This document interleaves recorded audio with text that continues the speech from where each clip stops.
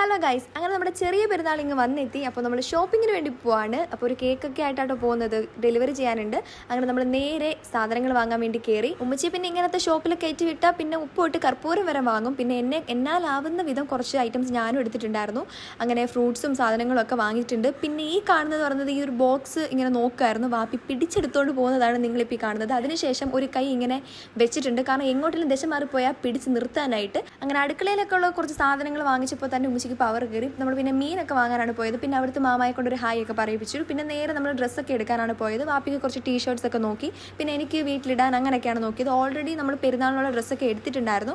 പിന്നെ കുറേ ചെപ്പൽ നോക്കി. ഇവിടെ നോക്കിയപ്പോഴത്തേക്ക് കണ്ണടിച്ച് പോയി ഗൈസ്. പിന്നെ ഞാൻ ഒരു വാട്ടർ ബോട്ടിൽ നോക്കിയിട്ടുണ്ടായിരുന്നു. ഇങ്ങനെ ഇടയ്ക്കിടയ്ക്ക് പുതിയ വാട്ടർ ബോട്ടിൽ വാങ്ങിച്ചാൽ 10 ദിവസത്തേക്ക് നല്ല വെള്ളം കൂടി കാണും, അതുകൊണ്ടാട്ടോ. അപ്പോൾ പിന്നെയും കുറച്ച് ഡ്രൈ ഫ്രൂട്ട്സ് ഒക്കെ വാങ്ങിച്ചു. ഒരു മിനിറ്റിൽ എന്ത് പെട്ടെന്നല്ലേ ഷോപ്പിംഗ് ഒക്കെ കഴിഞ്ഞത്. ചൂടെടുത്തിട്ടുള്ള ഈ ഒരു ഷോപ്പിംഗ് ഉണ്ടല്ലോ ഗൈസ്, വയ്യ.